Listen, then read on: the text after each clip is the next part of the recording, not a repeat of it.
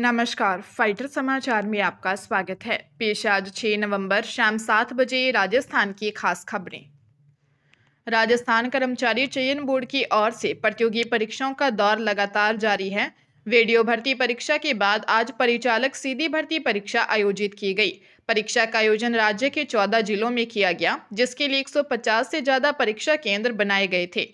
प्रदेश में 1,12,000 अभ्यर्थी पंजीकृत थे। परीक्षा आज सुबह 11 बजे से शुरू हुई, जो कि दोपहर 1 बजे तक आयोजित हुई, जबकि प्रवेश सुबह 9 से 10 बजे तक ही मिला। इसके बाद किसी भी अभ्यर्थी को प्रवेश नहीं दिया गया। बोर्ड ने अभ्यर्थियों के लिए एग्जाम सेंटर के साथ ही ड्रेस कोड की गाइडलाइन जारी की थी। राजस्थान कर्मचारी चयन बोर्ड अध्यक्ष आलोक ने बताया कि कंडक्टर भर्ती परीक्षा एक पारी में आयोजित करवाई गई है। इससे अभ्यर्थियों को नॉर्मलाइजेशन जैसे मुद्दे पर परेशान नहीं होना पड़ेगा। कृषि मंत्री किरोड़ी लाल मीणा ने बीकानेर के नापसर गांव में एक फैक्ट्री में छापेमारी करते हुए करीब 1.5 लाख लीटर इंडस्ट्रियल ऑयल बरामद किया है। इस दौरान फैक्ट्री में एक पलंग के नीचे बॉक्स में 15 लाख रुपए कैश भी बरामद किए। नापसर पहुंचने से पहले मंत्री मीणा ने संभागीय आयुक्त विश्राम मीणा को अधिकारियों की एक टीम नापसर भेजने के आदेश दिए थे। मंत्री मीणा को नापसर में बड़े पैमाने पर नकली बायोडीजल के स्टोरेज होने की सूचना मिली थी, जिसके आधार पर उन्होंने खुद पहुंचकर कार्रवाई को अंजाम दिया। यहां उन्होंने पेट्रोलियम प्रोडक्ट बनाने वाली एक फैक्ट्री पर छापा मारा। फैक्ट्री में बड़े बड़े कंटेनरों में इंडस्ट्रियल ऑयल भरा हुआ था। ये केमिकल सूरत से लुधियाना और दिल्ली भेजा जाता है, जिसका ई-वे बिल भी बनता है। दरअसल मंत्री भारतमाला एक्सप्रेसवे से जोधपुर से बीकानेर आ रहे थे, तो रास्ते में उन्होंने एक ट्रक में पिकअप से डीजल भरती देखकर इस कार्रवाई को अंजाम दिया। चिकित्सा एवं स्वास्थ्य विभाग में 15,000 से अधिक पदों पर जल्द नई भर्ती प्रक्रिया शुरू होगी।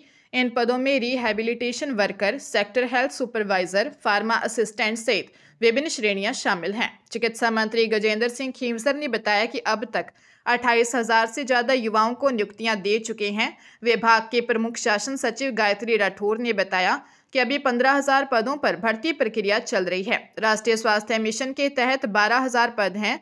राजस्थान कर्मचारी चयन बोर्ड की ओर से हाल ही में 12 संवर्गों में 10,000 पदों पर परीक्षाएं आयोजित की गई थी, जिसमें से 11 संवर्गों के 5,000 पदों के परिणाम जारी हो चुके हैं। उन्होंने बताया कि आयुष अधिकारी के 1535 पदों के लिए विज्ञप्ति जारी हो चुकी है।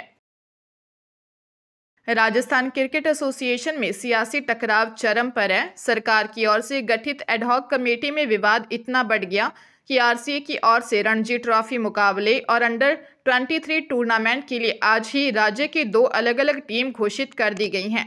एक टीम का ऐलान एडहॉक कमेटी के कन्वीनर डीडी कुमावत ने किया है, वही दूसरी टीम की घोषणा एडहॉक कमेटी के 4 सदस्यों धनंजय सिंह खींवसर, पिंकेश जैन, मोहित यादव और आशीष तिवारी ने की है। अब हैदराबाद के खिलाफ होने वाले अगले रणजी मुकाबले में आखिर कौन सी टीम मैदान में उतरेगी, इस विवाद ने न सिर्फ खिलाड़ियों और सिलेक्टर्स को उलझन में डाल दिया है, बल्कि राजस्थान क्रिकेट की साख पर भी गंभीर असर डाला है। आरसीए में लगातार बढ़ते विवाद के बाद मामला बीसीसीआई तक पहुंच चुका है। अगर आरसीए विवाद को लेकर जल्द समाधान नहीं निकालता है, तो बीसीसीआई हस्तक्षेप कर खुद की कमेटी बना सकता है।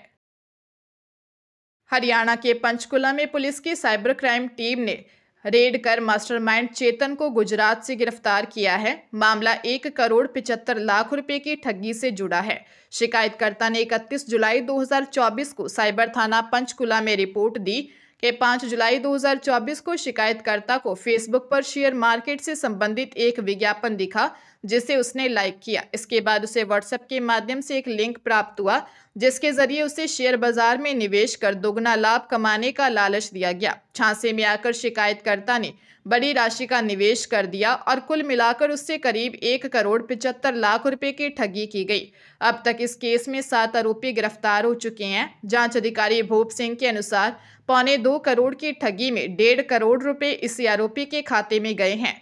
जांच में सामने आया है कि इस बैंक खाते में अन्य साइबर ठगी के मामले कुल 3.5 करोड़ रकम गई है।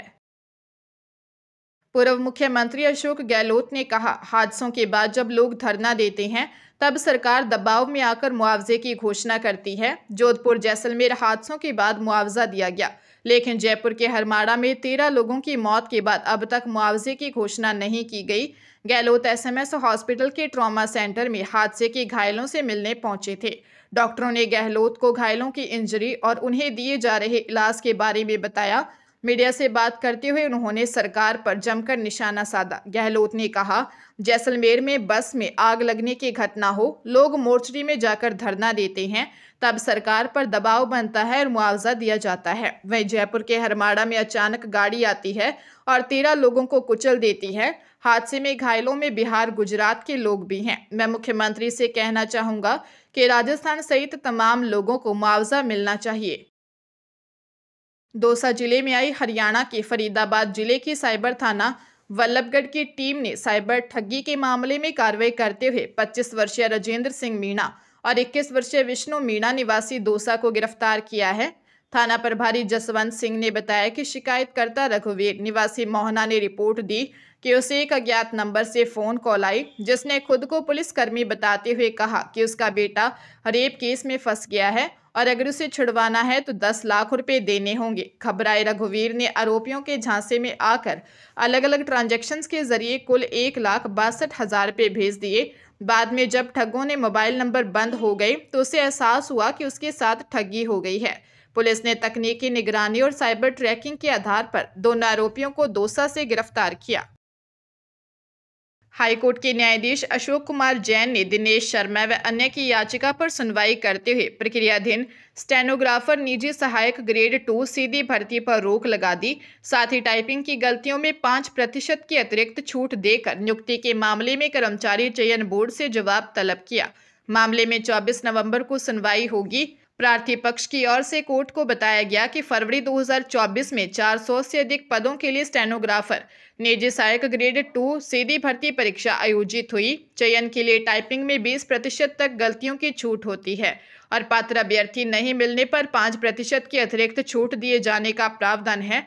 हाल ही में सामने आया कि पर्याप्त संख्या में अभ्यर्थी चयनित होने के बावजूद टाइपिंग में 25% तक गलतियां करने वालों को नियुक्ति देने पर विचार किया जा रहा है। याचिकाकर्ताओं ने इसे चुनौती दी, जिस पर कोर्ट ने भर्ती प्रक्रिया पर रोक लगा दी। डूंगरपुर जिले के धम्बोला थाना पुलिस ने लिखी बड़ी गांव में हिस्ट्री शीटर की हत्या के मामले का खुलासा कर सिमलवाड़ा उप प्रधान के पति और उनके बेटे सहित 4 मुख्य आरोपियों को गिरफ्तार कर 2 नाबालिगों को भी हिरासत में लिया है। पुलिस के अनुसार हत्या आपसी रंजिश के चलते की गई थी। मृतक हिस्ट्री शीटर भूपेंद्र सिंह की पत्नी मीनाक्षी ने 2 नवंबर को धम्बोला थाने में रिपोर्ट दी कि 1 नवंबर को उनके पति भूपेंद्र सिंह श्रमिकों को छोड़ने सिमलवाड़ा गए थे। इस दौरान उन्हें सूचना मिली कि सारोली निवासी जीवराम आहारी, उनके बेटे राजनारायण आहारी और अन्य लोग भूपेंद्र सिंह के साथ मारपीट कर रहे हैं। मीनाक्षी जब मौके पर पहुंची तो उन्हें सड़क किनारे भूपेंद्र सिंह का शव मिला। मीनाक्षी ने बताया कि भूपेंद्र ने जीवराम को 3 लाख रुपए उधार दिए थे, जिसे वह लौटा नहीं रहा था। इसी कारण उन्होंने मिलकर भूपेंद्र सिंह की हत्या कर दी। जयपुर के फागी में बजरी के डंपर अब दानव बन चुके हैं, जो दिन रात बेगुनाह लोगों की जिंदगियां निगल रहे हैं। ऐसा ही झकझोर देने वाला हादसा जयपुर भीलवाड़ा मेगा हाईवे पर फागी उपखंड कार्यालय के सामने हुआ, जहां तेज रफ्तार से आ रहे बजरी से भरे डंपर ने सड़क पार कर रहे युवक को टक्कर मार दी। घटना के बाद पूरे क्षेत्र में रोष व्याप्त हो गया। थानाधिकारी ग्यासुद्दीन ने बताया कि लदाना निवासी 23 वर्षीय गणेश सैनी अपनी बाइक एसडीएम कार्यालय के सामने खड़ी कर सड़क पार कर रहा था। इस दौरान मालपुरा की ओर से आ रहे बजरी से भरे डंपर ने उसे टक्कर मार दी। लोगों ने शोर मचाकर डंपर को रुकवाया और पुलिस को सूचना दी। पुलिस ने डंपर को जब्त कर चालक के खिलाफ मामला दर्ज कर जांच शुरू कर दी है। मृतक गणेश सैनी लदाना गांव में सिलाई का कार्य करता था। जयपुर में एक देवर द्वारा भाभी से रेप का मामला सामने आया है। आरोपी देवर ने चोरी छिपे भाभी के अश्लील वीडियो बनाए, विरोध करने पर बदनाम करने की धमकी दी। शिवदासपुरा थाने में 32 साल की विवाहिता ने रिपोर्ट दी कि वह परिवार के साथ रहती है। शराब पीने का आदी पति आए दिन उससे मारपीट करता था, जिसका आरोपी देवर ने फायदा उठाया। आरोप है कि मार्च 2025 में अकेला पाकर आरोपी देवर ने उसके साथ जबरन रेप किया, विरोध करने पर मारने की धमकी दी और चोरी छिपे देवर ने मोबाइल में उसके अश्लील वीडियो बना लिए।